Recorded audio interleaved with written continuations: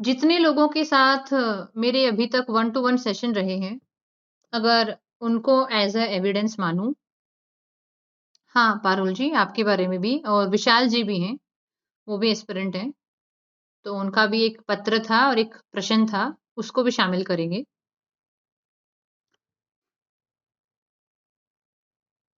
हमारे समाज में, हमारे घरों में कभी भी पढ़ाई-लिखाई को ये कह के ग्लोरीफाई नहीं किया गया या ये हमको समझाया नहीं गया कि भई ये करने से आप अपने लिए एक अच्छे इंसान बन जाओगे।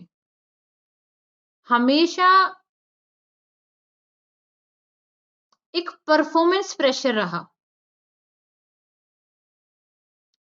रिसेंटली 3 महिलाओं के साथ मेरे सेशन रहे, जो एस्पिरेंट हैं, शादी उनकी हो गई है। ये महिलाएँ अपनी मैरिड लाइफ भी एन्जॉय नहीं कर रही हैं। यहाँ तक यहाँ तक दिमाग खराब है कि हस्बैंड के साथ जो पर्सनल टाइम है, वो भी इनको वेस्ट लग रहा है कि मैं पढ़ नहीं पाई। जबकि ये तो सालों से पढ़ रही हैं भाई। अगर आपका पढ़ाई के साथ अच्छा रिश्ता होता, तो आप कुछ अचीव कर लेते। आपने कुछ अचीव क्यों नहीं किया? क्योंकि आपका और पढ़ाई का रिश्ता बड़ा टॉक्सिक है। अब आप सोचेंगे पढ़ाई का और आपका रिश्ता टॉक्सिक कैसे है? आप अपने बॉयफ्रेंड को या अपनी गर्लफ्रेंड को टॉक्सिक कब बोलोगे? जब आपको पता चले कि यार मेरा बॉयफ्रेंड है ना, मेरे को पर्सनली खुश नहीं करना चाहता।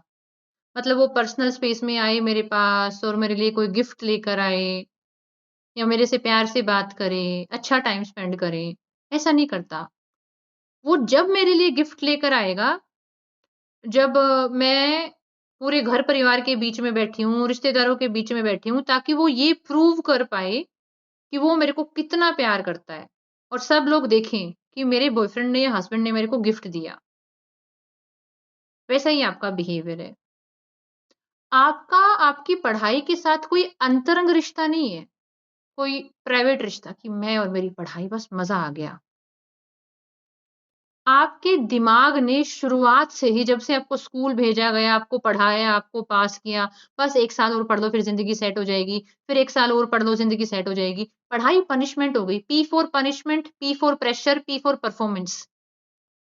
द प्रेशर ऑफ परफॉर्मेंस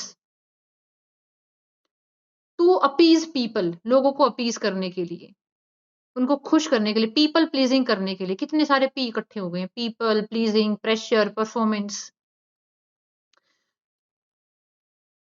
आपको कभी बताया ही नहीं गया या आप भी कभी एम्ब्रेस नहीं कर पाए क्योंकि माहौल ही नहीं था। हम एम्ब्रेस ही नहीं कर पाए कि आपका और आपकी पढ़ाई का रिश्ता तो बहुत पर्सनल होना चाहिए, पी फॉर पर्सनल होना चाहिए, पी फॉर पब्लिक नहीं होना चाहिए। वो जो लोग आपको फ़ोन करके बता रहे हैं, अहा! हमारा ये कवर हो गया, वो कवर हो गया, व्हाट दे आर डूइंग? वो भी फ्लॉन्ट कर रहे हैं। भाई तुम्हारी पढ़ाई है, तुम पेपर दोगे, तुम्हारे मार्क्स आएँगे, तुम्हारी नौकरी लगेगी, सैलरी तुम्हारे पास आएगी, P for Prestige, social Prestige तुम्हारे पास आएगा। जब सब कुछ तुमसे ही जुड़ा हुआ है, तो उसको दूसरों को क्यों दिखाना है? लेकिन नहीं, अंदर से खाली लोग अक्सर ऐसी हरकतें करते हैं कि वो अपनी छोटी-छोटी चीज़ों को बड़ा आडंबर बना के दूसरों को दिखाते हैं, क्योंकि वो अंदर से खाली हैं। जिस दिन आपको समझ में आएगा कि पढ़ाई मेरी है। आज पता है जिनके साथ शाम में सेशन था, वो क्या कह रही हैं? कह रही है मैं 12th क्लास में ना बीमार थी और मेरे घरवालों ने मेरे को बोला कि भई तेरे ऊपर कोई प्रेशर नहीं है पढ़ने का, जैसे मार्क्स आ जाएँगे वैसे आ जाएँगे। तो इनके पास ये डेटा पॉइंट हो गया कि जब आप बीमार होते हो, सिचुएशन खराब होती है, तो घरवाले फिर आपको पर्सनली अटैक नहीं करते हैं और आपकी सो कॉल्ड कैपेसिटी पे क्वेश्चन नहीं करते हैं, कि भई हमारे तो बच्चे की औकात ही नहीं है एग्ज़ाम निकालने की। तो एक काम करते हैं अपनी सेल्फ इमेज बचाने के लिए ना बहानेबाज़ी शुरू करते हैं।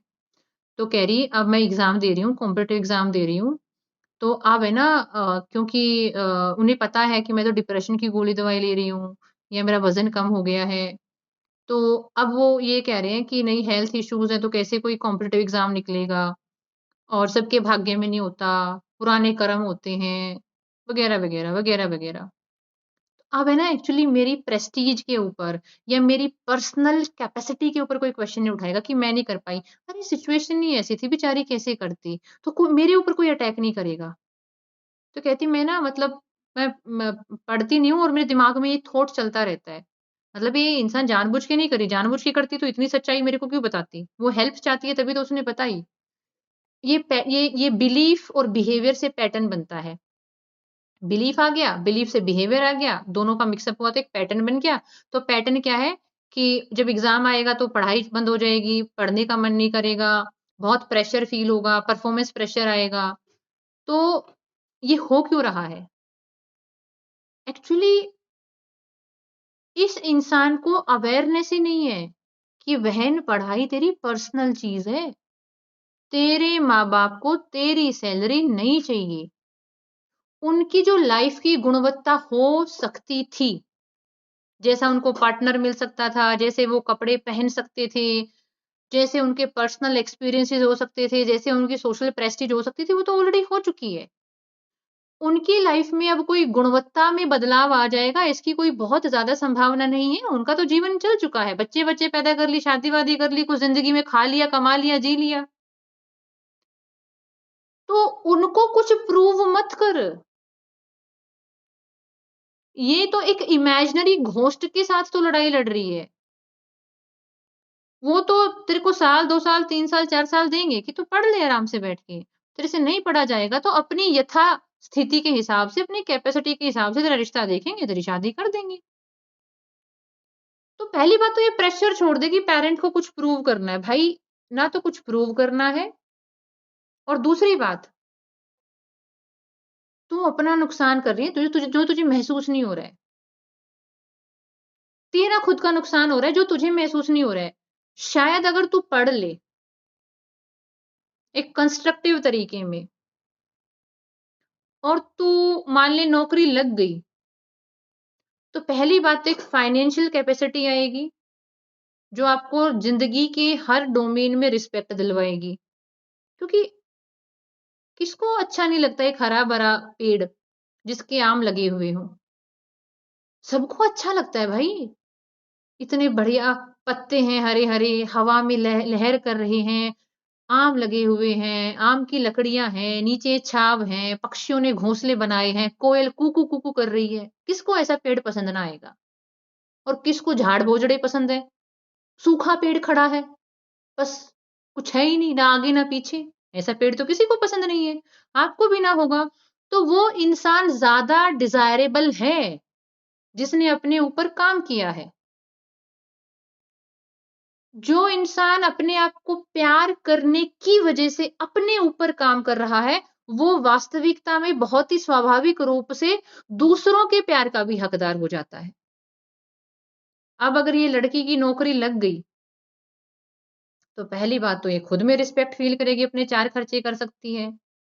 2-4 खर्चे करके अपने पेरेंट को अच्छा फ़ील करा सकती हैं, उनको भी अच्छा लगेगा। ऐसे नहीं पहले पेरेंट कम प्यार करते थे, अब ज़्यादा करेंगे। डिज़ायरेबिलिटी ऑटोमैटिकली बढ़ जाती है, ह्यूमन बिहेवियर है। फिर आपकी जो उठ-बैठ होगी, आपके हिसाब-किताब के लोगों में होगी, जहाँ ऑफ़िस में जाओगे तो अपना एक एक्सपोज़र मिलेगा कि पढ़े-लिखे लोग मिलेंगे, उनके साथ बातचीत होगी, आपका इमोशनल एक्सपोज़र बढ़ेगा, आपका नॉलेज बढ़ेगा, अनुभव बढ़ेंगे, गहराई आएगी। शायद जीवन साथी का चुनाव करना होगा, तो भई आप जिन लोगों के बीच में रह रहे हो, वहीं से तो लड़की चुनोगे ना। अब आम तौर पर भारतीय समाज में जब शादी हो रही होती है, तो भारत की ही लड़की चुनते हैं ना और कुल मिला के उसी स्टेट की लड़की चुनते हैं और उस स्टेट में भी उसी जिले के आस-पास की लड़की चुनते हैं। अफ्रीका से तो नहीं ला रहे होते हैं हम। इसका क्या मतलब है? कि हम जिन लोगों के बीच में हैं, हमारे संबंध भी उन्हीं तरह के लोगों के साथ जुड़ेंगे। तो अगर आप चाहते हैं कि हाय मेरा पति तो भाई इस तरह का इंसान हो, इतना इंटेलेक्चुअल हो कि सुनते-सुनते बस मैं रोमांटिक हो जाऊँ। भई बात इतनी गहरी कहती है ना भई, मतलब कुछ लोग होते हैं, जो किसी की इंटेलिजेंस को देखकर अट्रैक्ट होते हैं। I am also one of them. मैं किसी की शक्ल-सूरत देखकर अट्रैक्ट नहीं होती। मुझे कोई इंसान लग रहा है जिसका इंटेलेक्चुअल कैपेसिटी मजबूत है, जिसको मैं 5 मिनट चुप होके सुन सकती हूँ, मतलब मैं गई। मतलब दिस इज़ माय केस। तो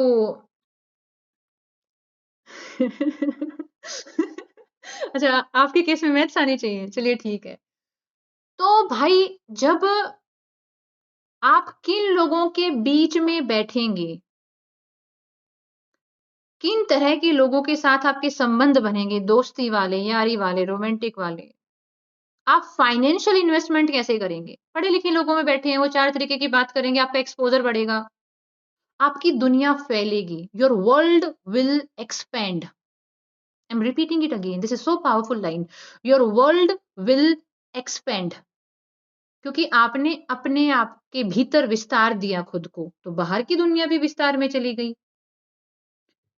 और अगर आप नौटंकियों में फँसे रहे, जो आपने सीखी नहीं है, कंडीशनिंग की वज़ह से नौटंकियाँ हैं। ये कंडीशनिंग है कि पढ़ना पड़ेगा, वरना मम्मी क्या बोलेगी, कितने मार्क्स आए, पढ़ना पड़ेगा, पापा क्या बोलेंगे, फलानी वाली पड़ोस की आंटी बोल रही थी कि उनका लड़का फर्स्ट आया है, उसको साइकिल मिली है। ये हमको ट्रेन किया गया, कंडीशन किया गया है। अनजाने में किया है। बेवकूफ़ लोगों में पैदा होंगे तो बेवकूफ़ियाँ ही तो हमको इनहेरिटेंस में देंगे ना भाई। हमारे पेरेंट्स, हमारा समाज इतना अव्वल दर्जे का नहीं रहा कि वो आपके भीतर के प्रकाश की उस लो को जगा पाए। नहीं रहा। हमारा नहीं है समाज अभी उस लेवल पर, ठीक है? तो अब अगर कोई इंसान इतना सक्षम है, जो अपनी कंडीशनिंग को तोड़ पाए कि भई ये मेरा लर्न्ड बिहेवियर है। This behaviour I have learned, मैंने सीखा है ये। सीखा है तो बिना सीखा भी कर सकता हूँ, मतलब लर्न किया है तो अनलर्न भी कर सकता हूँ, कुछ नया बिहेवियर भी सीख सकता हूँ। तो अगर वो इंसान ऐसे अपने ऊपर काम करने लग जाए, अब भई वो काम आसमान से तो नहीं टपकेगा। उसके लिए शायद आपको कहीं जाना पड़ेगा, सीखना पड़ेगा, प्रयास करना पड़ेगा, अपने ऊपर काम करना पड़ेगा। अगर वो सीख लिया, तो आपको ये समझ में आने लगेगा, पढ़ाई मेरी है, लाइफ मेरी है। जो मैं करूँगी, करूँगा, उसके कॉन्सिक्वेंसेज़ मेरे ऊपर आएँगे। मेरे पेरेंट्स, मेरे रिश्तेदार, मेरे फ्रेंड, मेरे दोस्त अपना जीवन अलग तरीके से जिएँगे। उनका मेरे ऊपर कोई प्रभाव नहीं आएगा।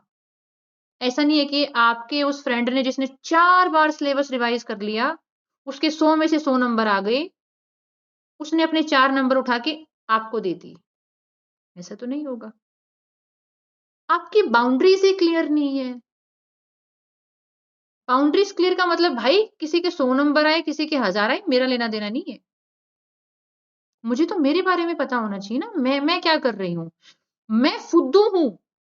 I am useless, I am stupid if मेरा सिलेबस ये है कि मेरे दोस्त क्या कर रहे हैं। भाई कर रहे होंगे कुछ, मैं क्या करूँ? मेरा क्या लेना-देना है? मेरे मेरे मेरे ढंग के लोग होंगे, मेरे किस्म के लोग होंगे जो आइडियाज़ पे बात करते हैं, टॉपिक पे बात करते हैं, फिलॉसफी पे बात करते हैं, लाइफ़ में कैसे खुद को इम्प्रूव कर सकते हैं, इन पे बात करते हैं, मेरे रुझान मिलते हैं तो 4 बात मैं करूँगी। वरना भाई तू अपने घर में अपने घर। लेकिन बच्चे होते हैं ना, बच्चे होते हैं, बुद्धि होती नहीं है, ज्ञान होता नहीं है, डंब होते हैं, पूरी तरीके से यूज़लेस स्टफ़।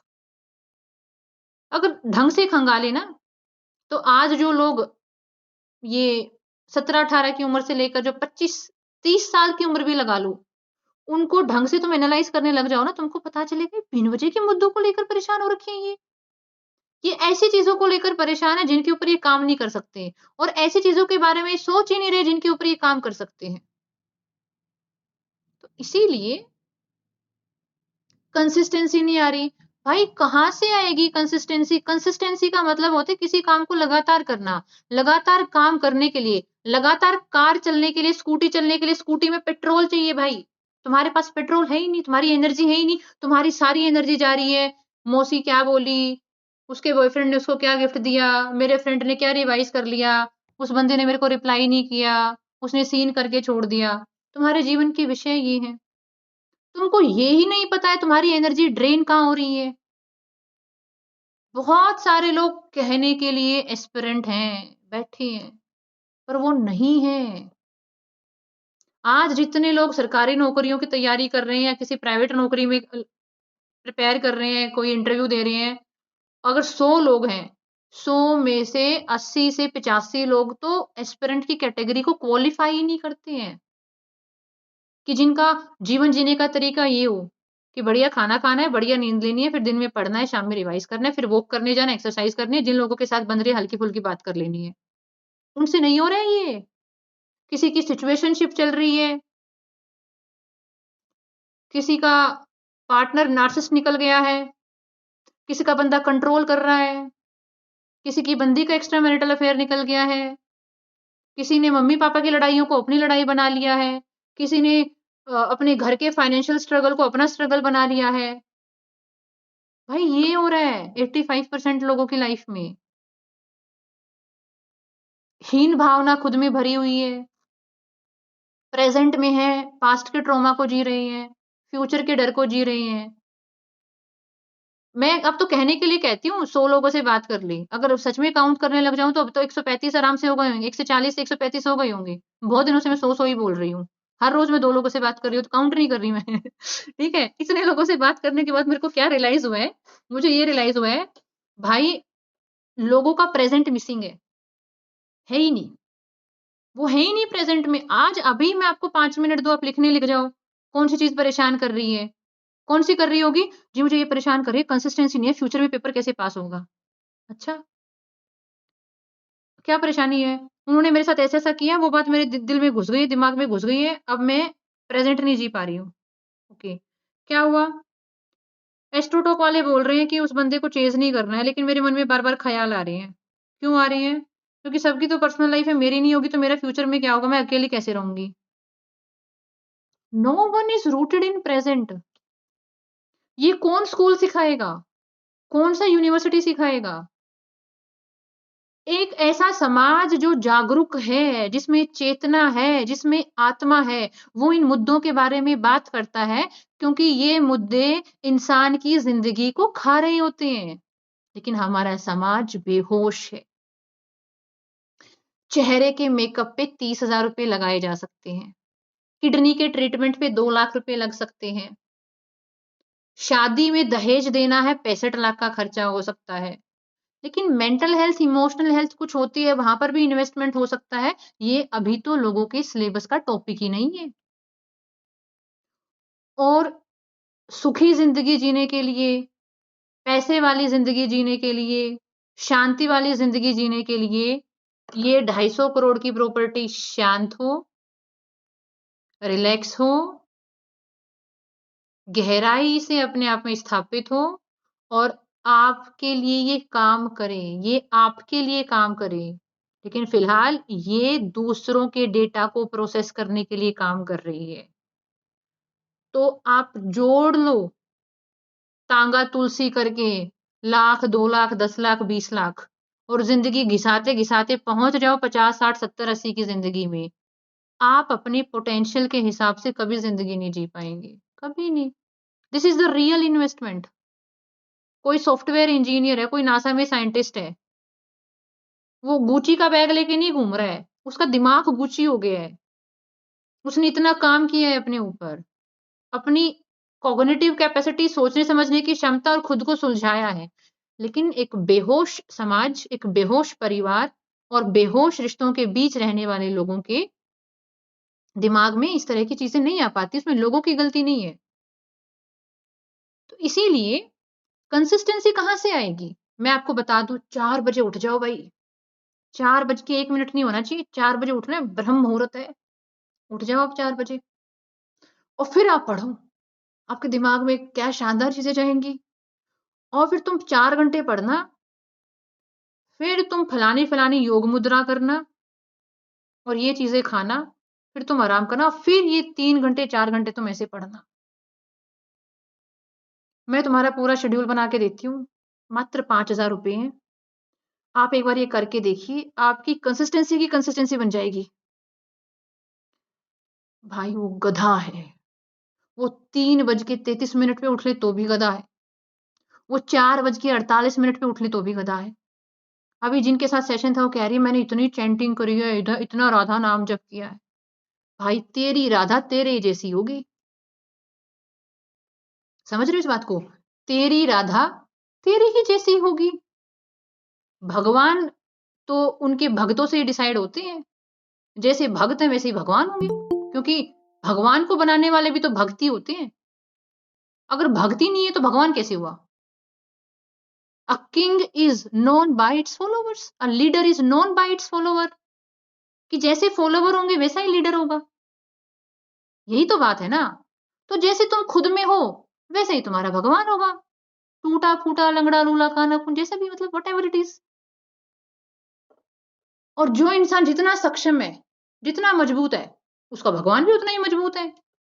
जितनी क्लैरिटी आप में वैसी ही क्लैरिटी आपके भगवान में। अब एक बेहोश इंसान 1 करोड़ बार राधा राधा राधा राधा राधा राधा कर लो भाई, ना ना श्री राधा रानी जी आएंगी ना कृष्ण भगवान आएंगे। तो भाई कंसिस्टेंसी कैसे आए? भाई अपने आप से पहले सही सवाल पूछो। ये सवाल ही गलत है, कंसिस्टेंसी कैसे आए? सही सवाल ये है कि मेरे दिमाग में जो तबाही मची हुई है, मुझे उसकी अभी कोई नॉलेज नहीं है। मेरे दिमाग में बहुत सारा पास्ट घुसा हुआ है, बहुत सारा फ्यूचर घुसा हुआ है। मुझे लाइफ को लेकर क्लैरिटी नहीं है।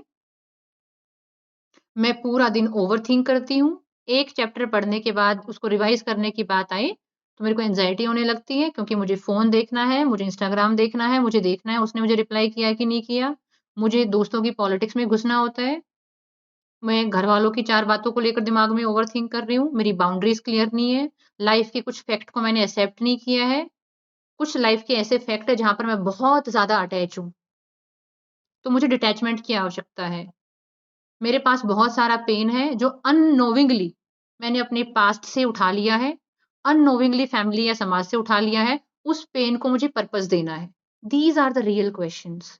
लेकिन रियल क्वेश्चन भी वही पूछ सकता है जिसने काम किया है अपने ऊपर। अदरवाइज़ आप यूट्यूब की दुनिया में जाओ, मोटिवेशन की दुनिया में जाओ, हर दूसरा बंदा कंसिस्टेंसी नहीं है जी, मोटिवेशन नहीं है जी। भई ये सवाल अगर 5 करोड़ लोगों ने पूछा है, कभी तो सही जवाब मिला होगा ना किसी को और बदल गई होगी किसी की ज़िंदगी। वो सवाल ज्यों का त्यों है। आज से 5 साल पहले जब संदीप माहेश्वरी जी काफ़ी अपने पीक पर थे, वो जब उभर रहे थे, सेमिनार कर रहे थे, तो भी स्टूडेंट यही क्वेश्चन पूछ रहे थे और उन्होंने अपनी बहुत सारे वीडियोज़ में जवाब भी दिया, कंसिस्टेंसी कैसे लाएँ? आ नहीं पा रही। सवाल गलत है और गलत सवालों के सही जवाब नहीं मिलते। सवाल बदल कर देखिए, सही सवाल पूछिए, पूरे दिन में एनर्जी कहाँ ड्रेन हो रही है? क्या मैं सच में पढ़ना चाह रही हूँ? क्या सच में ये काम करना चाह रही हूँ? सच में मेरा दिमाग लग कहाँ रहा है? सच में इस दिमाग में चल क्या रहा है? मुझे किस चीज़ का डर है? लोग एक्सेप्ट नहीं करेंगे, ना करने दो, मैं मेरे साथ हूँ, मैं अपना घर हूँ। यानी भाई साहब, आप रियल क्वेश्चन से भागकर आप कितनी भी फैंसी चीज़ें डिस्कस कर लो, कितनी भी सरफेस लेवल की बातों में नेविगेट कर लो, जब तक आप अपने भीतर उतर के अपनी सफाई नहीं करेंगे, आप ज़िंदगी में कुछ ढंग का अचीव कर नहीं सकते। ऐसा क्यों बोलते हैं? पता है, एक तो ना सबसे सबसे बड़ी विडंबना द पैराडॉक्स ऑफ यूट्यूब, ये नया वर्ड जो याद कर रही हूँ। द पैराडॉक्स ऑफ यूट्यूब ये है, पैराडॉक्स ऑफ सोशल मीडिया ये है, इतना कंटेंट है, बट नो डायरेक्शन। हर चीज़ फैंसी लगती है। There is no framework to follow, कोई फ्रेमवर्क ही नहीं है। भाई ज़िंदगी इतनी छोटी चीज़ कैसे हो सकती है? कोई भी यूट्यूबर आके तुमको समझा के चला जाएगा। इतनी सस्ती चीज़ कैसे हो सकती है? कहीं बढ़िया सैलून में बाल कटाने हो, वो ₹700 ले लेता है। Just just imagine it. अगर आपको किसी ढंग के सैलून में बाल कटवाने हैं या आपको अपने बाल उखड़वाने हैं, 1000-1500 ऐसे ही खर्च हो जाते हैं। सिर्फ़ और ऐसा नहीं उन्होंने परमानेंटली साफ कर दिए, वो फिर आ जाएँगे। टेम्परेरी तौर पे साफ-सफाई करने के ₹1500 ले रहे हैं वो, कि फुल बॉडी वैक्स कर देंगे, आईब्रो बना देंगे, कुछ हेयर कट वगैरह कर देंगे। इतना छोटू-सा काम करने के लिए इतनी मोटी अमाउंट लग रही है। कोई फ्री में यूट्यूब वीडियो के माध्यम से तुम्हारी ज़िंदगी कैसे बदल देगा? कॉमन सेंस नहीं है क्या? ज़िंदगी बदलने के लिए हज़ारों बार प्रयास करने पड़ते हैं। बहुत सारी चीज़ें पढ़नी पड़ती हैं, समझनी पड़ती हैं, खुद के साथ बैठकर रोना पड़ता है, तब भीतर ज्ञान उतरता है। ये कोई मैंगो शेक नहीं है खा के पी के हजम कर लिया। लेकिन ये बात समझानी मुश्किल है, सिर्फ होश वाले लोग समझ सकते। तो इसीलिए अगर मैं आपके प्रश्न का जवाब दूं तो मैं आपको 2 मिनट के भीतर भी दे सकती थी। कंसिस्टेंसी नहीं आ रही, कोई बात नहीं, एक काम करो, एक पेज ले लो, जो काम करना है वो इधर लिख लो, जो नहीं करना है वो करो। आप 5 दिन तक प्रैक्टिस करना, अगले दिन मुझे बताना, 5 दिन के बाद बताना। मैं 2 मिनट में समराइज कर सकती थी। क्या मेरे पास वो कला नहीं है कि मैं 2 मिनट में समराइज कर दूं? कर सकती हूँ। लेकिन this is my inner quest कि if I am working with people, they should have this privilege कि उनको रियलिटी का पता हो कि भाई तुम कैंसर को ट्रीट कर रहे हो, बुखार को ट्रीट नहीं कर रहे। बुखार का इलाज पैरासिटामोल हो सकता है, कैंसर का इलाज पैरासिटामोल नहीं होता है। आज तुम परेशान हो, पढ़ाई में कंसिस्टेंसी नहीं आ रही, कल को शादी हो गई तो ऐसे परेशान हो गए कि मेरे से ससुराल के रिश्ते, अपनी नौकरी, अपना काम धंधा हैंडल नहीं हो रहा, because lack of priorities, lack of boundary, the lack of acceptance of reality. हर इंसान को अपना साइकोलॉजिकल वर्क करना पड़ता है, उसको अपने ऊपर काम करना चाहिए क्योंकि वो उस लायक है। और अगर आप उस लायक नहीं हैं, तो आप ऐसी ही घिसी-पिटी ज़िंदगी जिएँगे and what a loss of life, what a loss! कितना बड़ा नुकसान है। आज आपके पैसे चले गए, शायद कुछ और काम-धंधा करके आप कमा लोगे, but a lived a life which was not explored, एक ऐसा जीवन जिसको एक्सप्लोर नहीं किया गया, जिसको जिया नहीं गया और वो जीवन ऐसे ही खत्म हो गया। आपको एक्सपेरिमेंट करने के लिए इतना टाइम, रिसोर्स, एफर्ट पता नहीं क्या-क्या मिला था, but you wasted it and you never know. कोई साइंटिफिक प्रूफ नहीं है कि अगला जन्म होता है, कोई साइंटिफिक प्रूफ नहीं है। आप इस प्लेनेट पे आए, जीते जागते इंसान हो, हरे भरे इंसान हो, बहुत सारे अनुभव जी सकते हो, बहुत सारी चीजों को महसूस कर सकते हो, बहुत सारे एक्सपेरिमेंट कर सकते हो, आपको एक पूरा फील्ड मिला है, एक पूरा ग्राउंड मिला है, आप गेम खेल सकते हो। बट व्हाट यू चूज कि मैं ग्राउंड के कॉर्नर में एक सीट पर बैठकर विक्टिमहुड का कंबल ओढ़े रोती रहूंगा, रोती रहूंगी, चिल्लाती रहूंगी, विक्टिमहुड में बैठी रहूंगी, पूरी दुनिया को ब्लेम करती रहूंगी और बोलूंगी मैं इतना रोई, मैं इतना रोई, मैं इतना रोई, फिर भी भगवान को दया नहीं आई। आई विल ग्लोरीफाई माई रोना धोना। अभी ग्लोरीफाई कहाँ से सीखा? टीवी सीरियल देखे थे भाई, इसलिए रोने को भी ग्लोरीफाई कर दिया हम लोगों ने, स्पिरिचुअल एक्ट बना दिया। So that's why have the courage to ask the real questions. And if you don't have the courage to ask the real questions, don't be under this assumption कि आपकी जिंदगी बदल जाएगी। ये हमारा कोर्स है, ये 27-28 तक खत्म हो जाएगा। अभी शायद आप अपने आप को एक लॉलीपॉप दे रहे होंगे, I mean healing journey, but if you not really working, आप अगर आप इस एक महीने में इस 3,000 की इन्वेस्टमेंट से सिर्फ एक चीज भी सीख पाए, that I must develop a skill to ask the real questions, कि मुझे रियल क्वेश्चन पूछने हैं अपनी लाइफ में। आप 99 मैंने क्वेश्चन वैसा नहीं आई हैव पूछा था। Not I have not given you the permission to interrupt me in this one. And one more thing, I'm not answering you, I am answering the 31 people sitting in front of me. मैं सिर्फ आपको answer नहीं कर रही हूँ। अगर आप बहुत पर्सनल ले रही हैं इस चीज को तो नहीं, मैं एक इंसान का क्वेश्चन लेती हूँ, मैं आंसर सबको करती हूँ।